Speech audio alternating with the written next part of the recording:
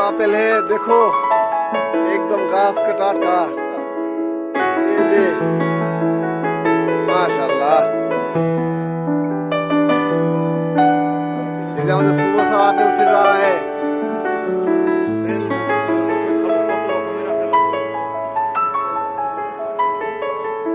वाह, हम घूमने तब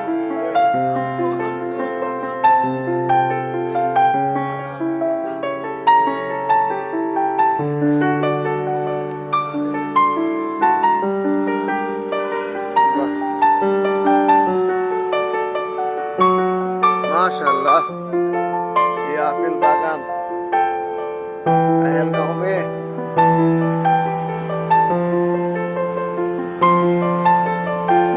इधर ये सर है, एप्पल खींच रहा है। इधर हेला सर, ठीक हो? एप्पल थोड़ा सा लाल हो गया। एप्पल वाह माशाल्लाह, ये ऑरिगन से एप्पल কত বড় বড়। এই যে আমাদের সালে স্যার, বাহ বাহ বাহ। ওরে ভাই কাশেম, এই গাছটা কোন দেখাও। ওরে অসংখ্য আপেল। আলহামদুলিল্লাহ, আমরা পেহেলগাম থেকে শ্রীনগরে যাওয়ার পথে আপেল বাগানে নেমেছিলাম এবং সারা আপেল বাগান ঘুরে দেখেছিলাম। কত সুন্দর মজার মজার আপেল। আমরা এখানে আপেলের জুস খেয়েছিলাম মাত্র 50 রুপি এক গ্লাস, এবং আপনারা চাইলে অনায়াসেই এখানে 40-50 টাকা কেজি দরে কাঁচা আপেল কিনতে পারবেন। তবে এই আপেলের সময় মূলত সেপ্টেম্বর অক্টোবর মাস। আপনারা এই সময় গেলে আপেল খেতে পাবেন। এই কাশ্মীরিরা এই আপেলের চাষ করে, স্যাফরান চাষ করে, এবং তারা প্রচুর পরিমাণে বৈদেশিক মুদ্রা আর্ন করে এই আপেল এবং স্যাফরান থেকে। আপনারা অনায়াসেই কাশ্মীরে গেলে এই সমস্ত আপেল বাগান দেখতে পাবেন।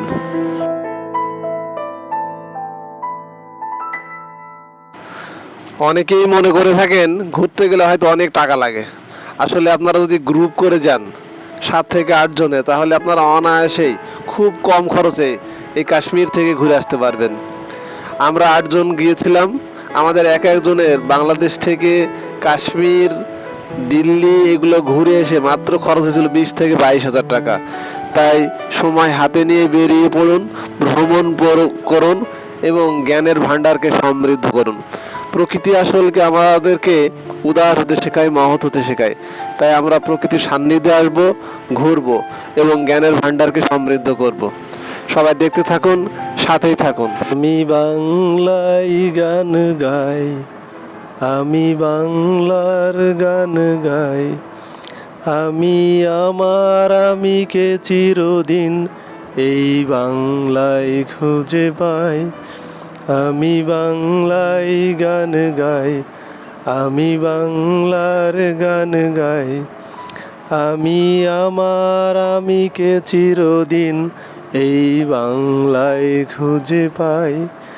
আমি বাংলায় দেখি স্বপ্ন, আমি বাংলায় বাঁধি সুর, আমি এই বাংলার মায়া ভরা পথে হেঁটেছি এতটা